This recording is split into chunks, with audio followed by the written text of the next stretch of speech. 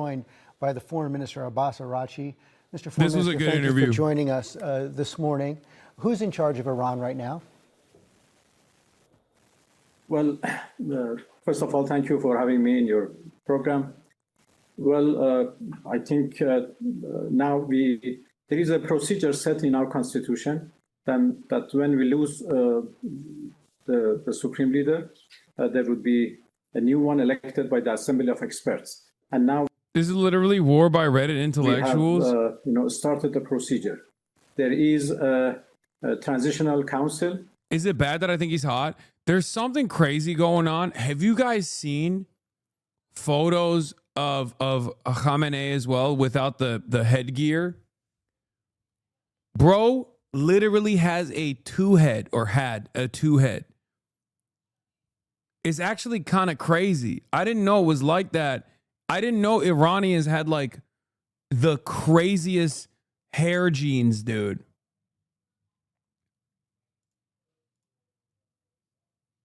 Of the president, the head of judiciary, and one jurist of the Guardian Council. These three would decide, are in charge right now, and they will actually arrange the election of the new leader by the Assembly of Experts. And the members of the Assembly of Experts are elected themselves by the people, every 4 years. We've just reported that 40 senior commanders were killed in the first minutes of the strike. How much damage has this done to your military infrastructure? Well, we have lost some commanders, that is a fact, and the names are already announced. But another fact is that nothing has changed in our, military capability. This is exactly what happened last time. You remember in June when Israel attacked us, they killed some of our top commanders at the beginning of the strikes, but they were replaced very soon. And in less than 12 hours, we were able to start retaliation. This time, it was even, faster. In less than 2 hours, we started to retaliate by attacking, Israeli targets and American bases in the region. And we have continued to do so. Our military is in place. They are capable enough to defend our country. Even more, they are more prepared and capable than previous war, before 12-day war. Quality-wise, quantity-wise, they are in a better position. And I think you have seen how they, acted so far. President Trump issued a warning overnight, warning the Iranians not to retaliate. He said they better not do that. If they do, we will hit them with a force that has never been seen before. How do you respond? Well, I don't think any leader of a country has the right to say so. We are defending ourselves, and we have every legitimate right to defend ourselves. What the United States is doing is an act of aggression. What we are doing is the act of self-defense. There are huge differences between these two. So one should tell, the President of the United States, do not attack, do not, make any aggression against another country. But nobody can tell us that you don't have any right to defend yourselves. We are defending ourselves, whatever it takes. And we see no limit for ourselves to defend our people, to protect our people. Just look, yesterday they struck against a school. So far, 148 girls, students have been killed. And this is a big massacre. This is a war crime. And you say we don't have any right to defend ourselves? You say you want to protect your people. Hospital. You say you want to protect. What can you even say to the people that are celebrating the regime change, even though they've killed hundreds of Iranians already? There were celebrations in Milan, and I have no idea what to say to the Iranians that were celebrating this. Some of these guys are long gone, brother. It's just not going to happen. I think you just should make a policy not to. If you have loved ones who are like good friends and loved ones that are in like the diaspora Iranian community, maybe you can have a conversation with them and like explain to them that this is identical to like Iraq. There were plenty of people in Iraq that were celebrating the fall of Saddam. Saddam was ruthless. He was brutal. But at the end of the day, those people either took up arms against America or greatly they hated that initial decision. Look at Iraq now. That's number one.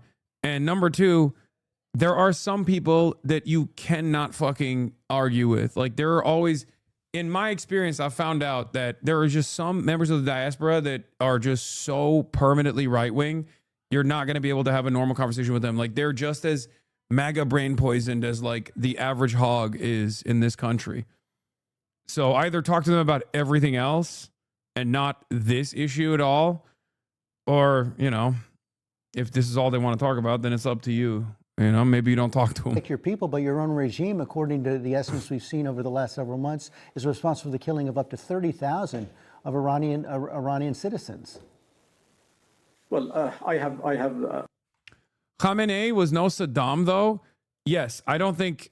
Wait, I can't tell if you're saying Khamenei is worse than Saddam, because Khamenei was not worse than Saddam, I don't think.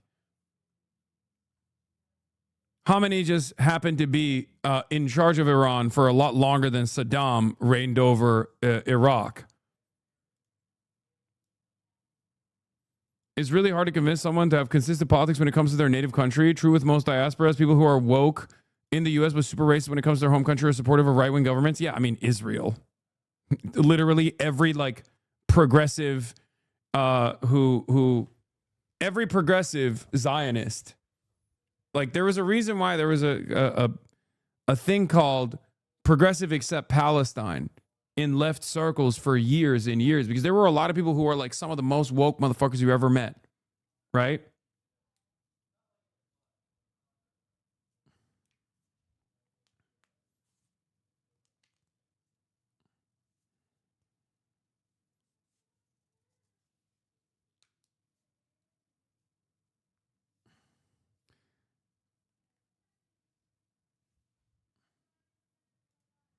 We have already answered this accusation.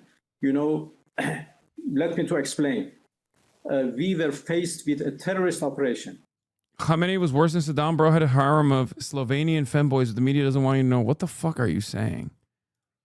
It was first protesters, demonstrations. To the people of Iran, Khamenei is as bad as Saddam. Okay, it doesn't even matter whether he's as bad as Saddam or worse. It doesn't matter.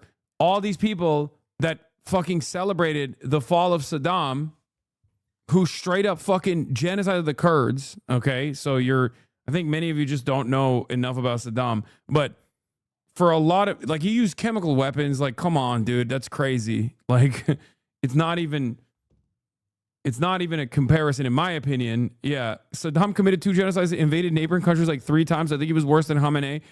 I think people just have a little bit of a recency bias here. Yeah. But regardless of the evil Olympics that you're trying to do here, Saddam's fall was worse for Iraq than if they had kept the government intact, if America never invaded. Do you understand? BB, don't react. They're clipping you. My argument here is not like, oh, well, there is a range of like evil where it automatically triggers American military intervention, is appropriate or whatever. For both of these countries and both of their leadership, like, a lot of people don't realize that American bombs and American intervention, that's a crazy comparison. I'm Iraqi and that's a crazy comparison. People are crazy. Yeah. American intervention doesn't yield prosperity for the country at all. Legal, according to our constitutions, our people have the right to protest and to go for gatherings and demonstrations. They did it from 28 December to 7 January. We had legal protests. Everything was fine and nobody was killed. And then on 8 January to 10, we faced with a terrorist operation. Armed elements were added to this question. And they started to shoot at our police forces, our security forces, and then they started to shoot at ordinary people, even to protesters. Why? Because they wanted to increase the number of deaths. Since the president of the United States had already said that if there are killings, he would come to rescue. So they wanted to actually drag him to this question. So they started to kill people. So that was a terrorist operation for 3 days, and the number of killings were exactly 3,117. And the names of those victims, all of those victims have been already published by us, together with their identification number. If anybody claims that the number is more, as you said, 30,000, 50,000, whatever, please show one evidence. Please add one more name to the list we have already published. So please be fair. Out of those 300, 100 people, we have announced 2,500 as martyrs because they were killed by terrorist elements. 200 of our police forces have been killed by those terrorist elements. If somebody shoot at a police department officer in the United States, how do you react? Do you just give him permission to do whatever he wants because he is a protester? No. So please distinguish between two different stories. Oh, the hypocrisy of Hasan. Won't even finish as a guy lies his ass off. React, bro. What do you want me to fucking say, man? What do you want me to say? Yeah, he actually fucking totally deserves it. Like Iran deserves it. Something. No, you're right. Iran deserves. Do you believe this guy? Guys, there absolutely was agitation from Israel and America. They openly fucking stated it. That doesn't mean that the Iranian government's reaction was appropriate in any way, shape, or form. It also has nothing to do with this current bombing campaign. What do you want him to say? Fucking, yes, we slaughtered our own citizens and we're welcoming the bombing campaign where you're slaughtering even more of our own citizens? It's only appropriate if you fucking kill our citizens? It's justified when you do it. Like, what is this fucking conversation? He's absolutely right. They were armed Israeli astroturf agitators. How does any police force from Beijing to Washington deal with something like this? No differently. If anything, they crack down harder. And this gives the IRGC a valid out to not meet workers' demands. Not that that was an option in the sanctions of financial manipulation to core this tone around. There were people. The initial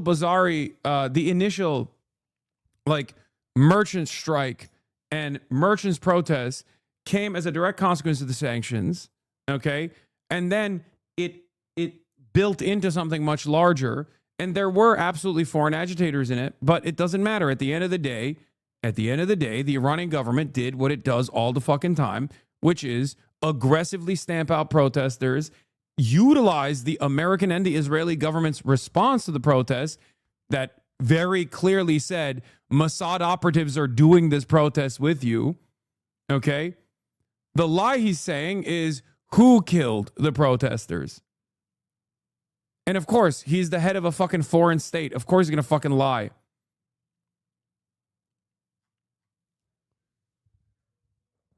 The Iranian government's response in this circumstance was unimaginably violent. And the Iranian government's lie in the aftermath of the protest was, oh, it's all, everyone that got killed by, Mossad agents or whatever. That's bullshit. Stories. Well, we have seen evidence of newborns killed. Oh, yes, Iran killed no protesters now. Is that what I said? At least you admit it. Oh, yes, Iran killed no protesters now. Is that what I said? I said the exact opposite. Why do you even tune in? Why do you even fucking tune into the broadcast if you're just not going to listen to what I have to say and just write what you think I said? This is not even a pancakes waffle situation. This is me saying pancake, pancake, pancake over and over again. And you going, wow, you never said pancake. Like, this is worse than having little listening comprehension. This is like you hear the opposite of the words that are coming out of my fucking mouth. Children's killed, and the numbers are certainly higher than what you have claimed. Yes. Are those who are celebrating in the Yes, streets right now because subject to the same kind of discipline? because they were blind shootings at the ordinary people, at ordinary cars who were passed through the streets. HasanAbi is fitting for the IRGC, shaking my head. Yeah. People were killed, blindly by these terrorist elements because they were ordered by Israel at that time. They were instructed to kill people and give a big number of. This has nothing to do with. This has nothing to do with this. U.S. isn't here to save the protesters. There were no agitators when they killed 4,500 protesters in 2022 to 2023. Yes. Killings to the president of the United States. We have their voices, the instructions which coming from Mossad, from outside to these terrorist elements. Do you believe their numbers? I think the numbers that they gave were like 3,500 or something. And they said that the bulk of it was like Mossad protesters killing people, which I don't believe. I think the number, the estimates I've seen from like HRNA are around 7,000, but the 30,000 number is fucking made up. Like that's just made up. I don't know why people they can't even agree on the fucking made up number. It's so crazy. Sometimes it's like 50,000. I've heard 50,000, and if you can't comprehend that the reason why Zionists within the media are actually greatly increasing those numbers in an effort to make Israel's genocide look not as bad in comparison, and they don't even hide that, by the way. They just like straight up say it. Like pro-Israel people straight up will be like, pro-Israel people will straight up fucking be like, oh, it's so... That's what Iran did is a genocide. What Israel did wasn't a genocide. Like they straight up say that. Who are ordering them that kill police officers, if not police. Also, none of this matters because 7,000 or even 3,000, the most conservative estimate that is given by the government or whatever the government says, is still fucking unacceptable. What are we talking about? Except none of that is pertinent to the conversation of whether it's appropriate to fucking bomb Iran or not. Kill the boy and girl in front of you because they wanted killings. Is the negotiated settlement with the United States still possible?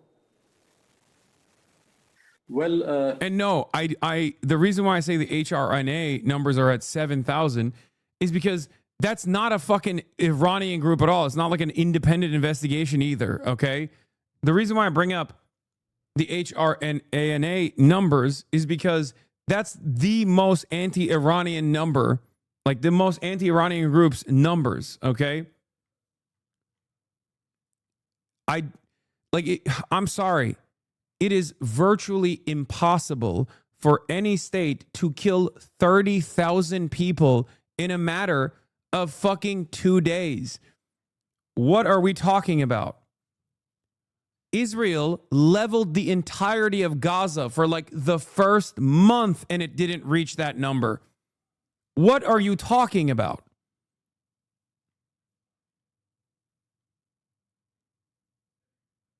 Like that's, if you truly think that the Iranian government is capable of killing 30,000 people in a matter of a week, okay? What weapons do you think they used? What weapons do you think they fucking used? Do they have a new type of weapon that we have not seen? Because think about it this way. Hiroshima and Nagasaki. Do you know how many people were killed in Hiroshima and Nagasaki? 52,000 people. Did Iran deploy a fucking nuke on its own citizens?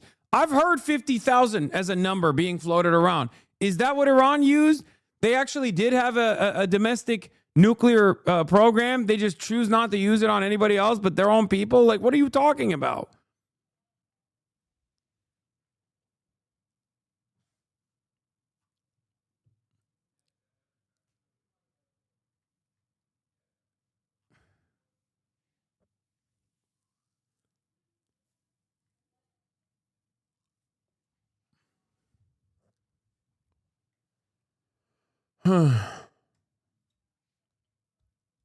You answered this question.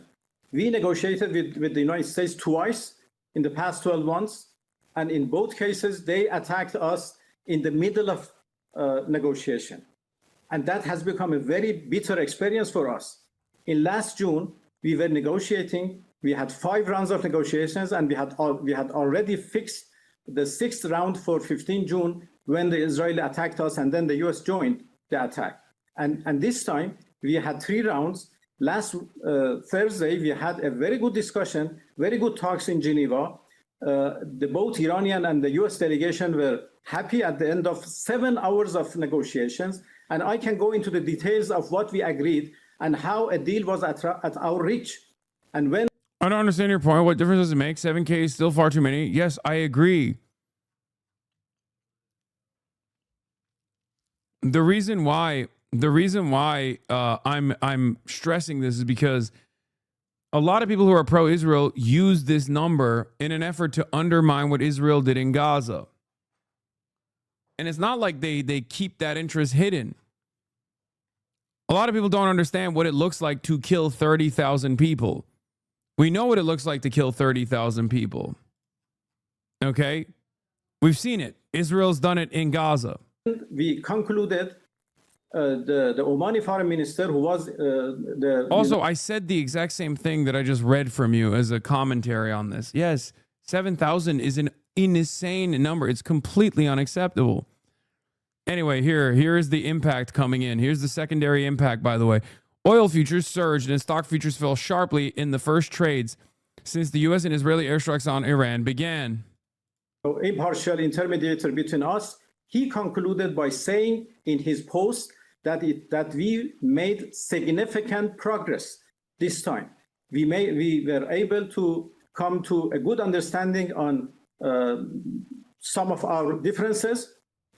Some other differences were left for the next meeting, and we decided to go for Vienna, to send our technical teams to Vienna on Monday, which means tomorrow, to go to the IAEA, and with the help of the International Atomic Energy Organization, try to find technical solutions for the political problems. And we both believed, both delegations believed that this is possible. So a deal was at our reach, and we left Geneva happily with the understanding that we can reach a deal next time we meet.